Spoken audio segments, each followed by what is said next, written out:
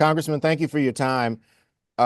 You made a quick trip down to Mexico and it proved to be successful. Tell me how you were able to get the Akeos released. Yeah, it took a lot of effort from a lot of different agencies and partners along the way, and I'm very thankful and proud that we were able to go down there and get them safely returned back home. We had kind of been closely following this at the time that we were made aware of it a little over a week ago, and we originally felt that some progress was being made, and then when we felt that had stalled, I felt an urgent need to go down there and just try and really drive this home and make sure that they could get released and get returned back to their family here in Michigan. Left for Cancun early Wednesday morning, worked all through the day, visited them at the prison, met with Mexican authorities, and did everything we could to secure their safe release and get them back home. And I'm proud and thankful that we were able to do that. Can you share any details about how you were able to negotiate their release? What went into that? Yeah, so we originally met with the Akeos at the prison immediately after we landed. From there, I went and met with Mexican legal, authorities, the president of the state Supreme Court in the state that they were being detained in.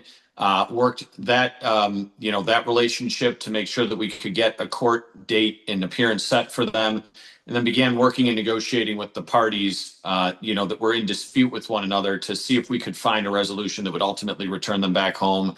That was the commitment that I had when I got there. I told everyone involved that I was there for one purpose, which was to get them home, to get Paul and Christy home safely to their families, and that I wasn't leaving until we got that done.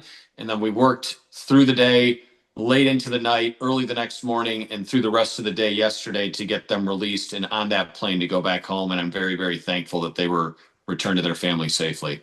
I'm seeing information that says that part of this settlement, if you will, and I know you're not serving as their attorney, but Right. it involved them paying some damages, and I guess then the criminal charges were dropped. So are they admitting to having doing anything No. wrong in this case, or why are they having to pay damages?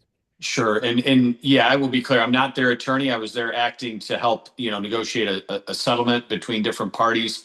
But no, they did not admit any fault. No side admitted any fault in this. That was part of the term of their agreement with one another. And really, the funds that were disputed between the two were split, and then they were sent to a Mexican charitable organization that runs an orphanage there in Mexico. So the beneficiary of that disputed amount is a nonprofit charity that runs an orphanage in Mexico, and both parties agreed to put money into that as a form of resolving the dispute between them. Understood. Anything you want to add on this?